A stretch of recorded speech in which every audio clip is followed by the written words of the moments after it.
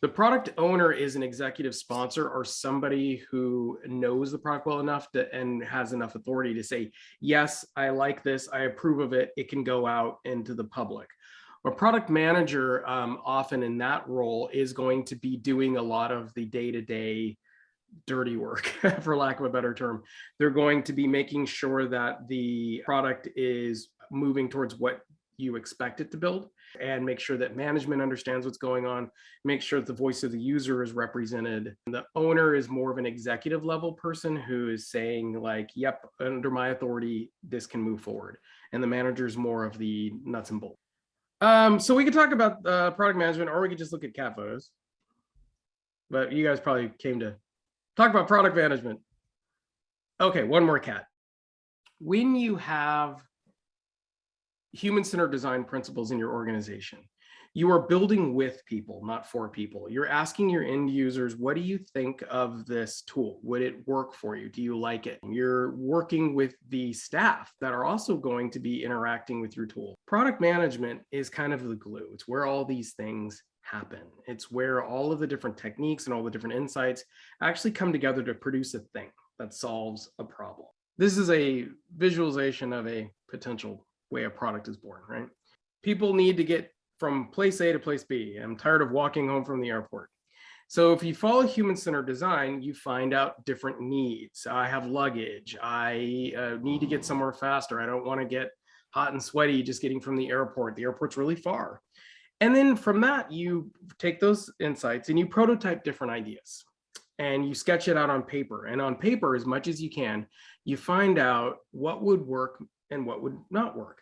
Then it comes to the point where you iterate. And this is where product management really starts to take over. You create something that is a physical prototype representation of that idea. And so in this case, it's a simple thing like a Model T. It's basically a box on wheels with a small engine. And you iterate, you keep improving. Maybe you add doors and you add windows, and you continue to iterate and making it better and better until you have something that's really refined, like a modern vehicle. And then at some point, you retire that. I mean, someday we might not have cars. There is a life cycle of a product, right?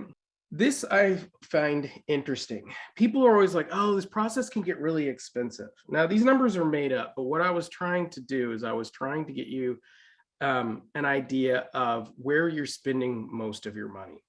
When you're identifying the need and you're doing the human-centered design, that's actually a very low investment. It's time mostly. And it's being able to go out there, and it's maybe some travel, it's maybe virtual travel. These processes to do human-centered design should be the cheapest part of your process. It should not be an expensive thing. So when people are like, oh, we don't have time, or we don't have the funds to do it, you can do this very cheaply. It's just conversations. Prototyping should also be done very cheaply. It should be done on paper. And you should use as much of the simple tools, like I've had people build things out of pipe cleaners, just to put something physically in front of people and say, would you like something that looks like this? Once you start building a real thing that people can use in the real world, that's when it starts getting more expensive. In the world of software development, that's where you're actually building code. But again, this should not be, we've thrown everything into it and it's super expensive.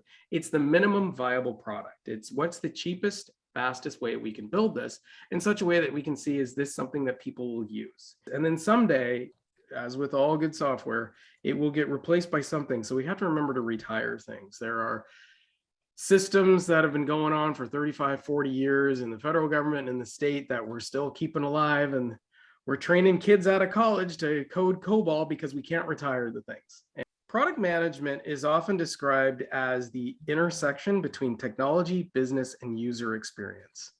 You're thinking about, what does the solution do?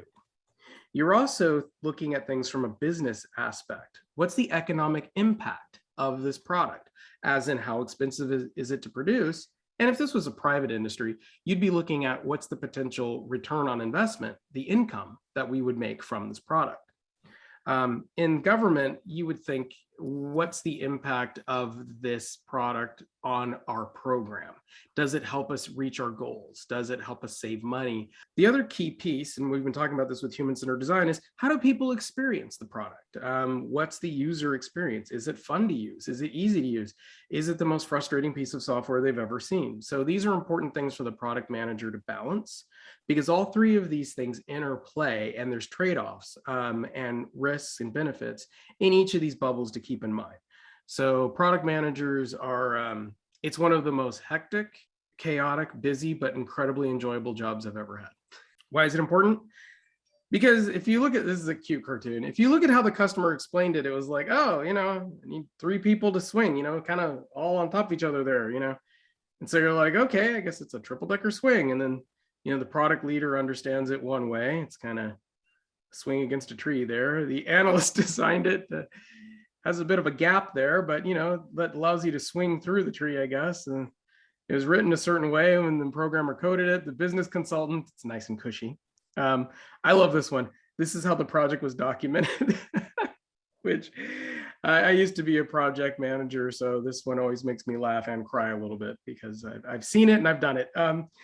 And then that's how it was installed. It was billed as a roller coaster. I was supported. And the last one is what they really needed was a tire swing. That's the multiple people kind of stacked on top of each other, able to enjoy the swing at the same time.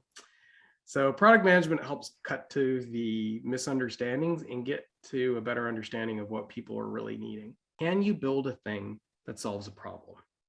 The thing isn't always software. Sometimes it's a process. Sometimes it's a physical product. Sometimes it might be as simple as a communication or a communication campaign. Okay. And you might be going like, wait, aren't you describing project management? And I say, nope, not quite. Project and product management have some overlap, but they actually have different goals, which require you to use different skills to achieve those different objectives. Project and product should actually be very good friends. Quick review of project management. So if you are a project manager, this should be really familiar. If you're not as familiar with project management, quick background. The early days of project management really started with Gantt. That's where the Gantt chart came from. But the idea was that Mr. Gantt was trying to understand the planning and control. Like, when do we do things and when do we need to have things here so that we can continue work? Really started with construction, specifically big construction, such as the Hoover Dam. This is an early example of really successful project management. As the discipline of project management matured. And the idea here is that when you add metrics and feedback to project management, you improve the quality of the output. So he came up with this concept, and American companies weren't really thrilled about it. So he went to Japan and helped Toyota evolve from a minor car maker to one of the most reliable car makers still on the planet. Then it gathered notice of projects back here in the States. The Air Force used it to develop the B-52 bomber, which is an incredibly successful aircraft as it's still flying now, and some of those are approaching 80 years old. And it helped Xerox make the photocopier. So project management is often described as an iron triangle, right? Scope, time, and cost. And the joke is pick 2. If any one of these increases, like if you want to increase the scope, well, then you either need to add more cost for more resources, or you need to add more time to handle that extra scope. If you shrink the cost, then you got to shrink the scope or add to the time because you have less resources doing the same scope. So that's always been the understanding and relationship at the core of project management. I know it's more sophisticated than that, but this is how it's often presented. Now, with Demings, they added quality to turn it into an iron square, I guess. But the idea is that when you add quality, you are now looking at the relationship of all these. For example, at Toyota, they added the concept that anyone can stop the production line to notice a quality defect, and it can actually back up through the line to figure out how to fix it so that that defect doesn't keep happening. My dad's Toyota is like 20 years old and it's still running great. except it only gets NPR. It's the only station that his radio gets, but I don't think that that's a Toyota problem. Lean also insinuates being able to iterate and slowly add improvements to a product. Okay, so product is, are we building a thing that solves a problem? Project is scope, time, and cost. Are we spending the right amount of money to build what we expect at the quality we want with the time and resources we have, right? Really important roles. Let's add a third role, the Scrum Master. So Agile books will typically recommend a Scrum Master, right? So is that the same as a product or a project manager? It's actually different. The Scrum Master is focused on the team that's actually building the product. And the goal of the Scrum Master is to get the team up to maximum velocity. That means a lot of times the Scrum Master is focused on removing technical or process blockers. And in a minute, I'll explain a little more about the political blockers. But a Scrum Master might raise a process or a political or a organizational blocker. At least in the government, they're typically contractors. So they don't always have the ability to lean into organizational issues like that. The product manager, in my humble opinion, really needs to be somebody who comes from the program or the organization that is building the product, because they can then go in and have those internal discussions with the important people to say, hey, look, we need to remove this process, or this policy needs to be changed, or we need to remove this thing in order for this process to move forward with building the product. So in that way, the Scrum Master needs to be the first person to raise those up for the product manager to then work with business. Scrum Master is also has some senior skills in that they don't have to be a developer, but they understand how code works well enough that they can coach the development team on techniques. They can say, hey, are we going to use React? And the Scrum Master can help convene that conversation with the development team. You want to be able to help the team make those decisions and be comfortable with those. And then the Scrum Master also makes sure that the disciplines are working well together. Is the design team sharing what they've learned in user research with the development team? And are they sharing these insights in such a way that everyone understands each other? So why do you need three roles? Product, project, and Scrum are different yet overlapping. So why do you need all three of them? The idea is that the product manager stays focused. Are we solving the problem? And they keep their eye focused on that. They're working very closely with the project manager to say, hey, are we blowing our resource allocation? Are we staying within scope, time, and cost? And so in the Scrum Master is making sure the team is working smoothly. Do they have everything they need? Are we putting our code into a GitHub repo that everyone can see?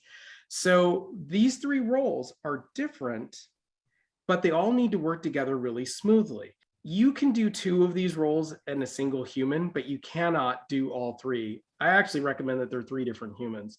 But if you were to combine two, the product owner and the Scrum Master can be the same person, because the product owner, in their need to know what's going on technically, can lean in and be the Scrum Master. But I warn you that only works well if the development team is a mature team that knows how to work together and the environment is already well figured out for them. If the product owner has to spend a lot of time doing Scrum type things, just making sure the team is communicating, they're not going to be able to spend enough time with the leadership and the business side, and then they might lose sight of what the product needs to do, and that can be a problem.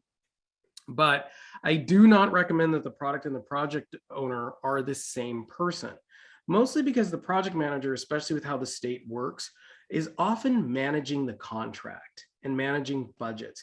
And that is a full-time job. And often, depending on the size of the project you're working on, there's a lot of reporting requirements to CDT. And that's an important thing too. And the project manager can often be able to focus on that to make sure that CDT is happy, make sure procurement's happy, make sure budgets are happy, make sure that the contract vehicles all make sense. And again, focusing on that and making sure you're hitting milestones, really important.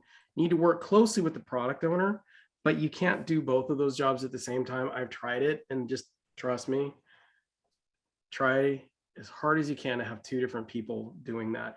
When it works well, I worked really well with project managers from CDT, and when I was focusing on product, it works beautifully. It's like a symphony because you're helping each other, you're focusing on different things, and you're coming together with solutions.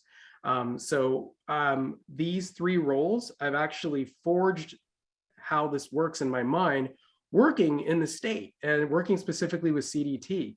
And on projects where I've had these three roles be separate people who work well together, those projects have gone extraordinarily well.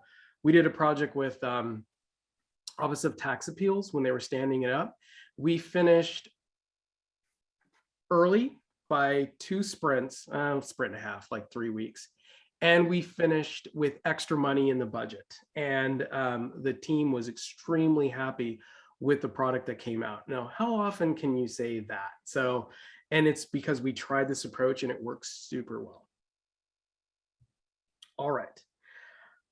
So this is what I was just talking about. You have to be careful with your project manager in that if they're leading the product work, they don't always have organizational authority. So your product manager should come from the program area and have subject matter expertise. Now, they might be missing the understanding of how to do modern product design. That's where this class comes in. By filling in that skill set, you're a more well-rounded product owner or product manager. And your Scrum Master, to be honest, in the state, it's typically a contractor who's brought in to provide coaching and structure. But a Scrum Master, if they don't see a strong project or product manager helping them, they might try to steer all the efforts just to make sure that the environment is conducive to their team working well. So make life easier for your Scrum Master by being a good product manager and having a good project manager keeping their eye on scope, time, cost. But this is one of those things that takes a little bit of a leap of bravery to say, hey, let's try this, and to get management and leadership on board. But once you try it, you'll start to see very quickly the benefits of this type of approach.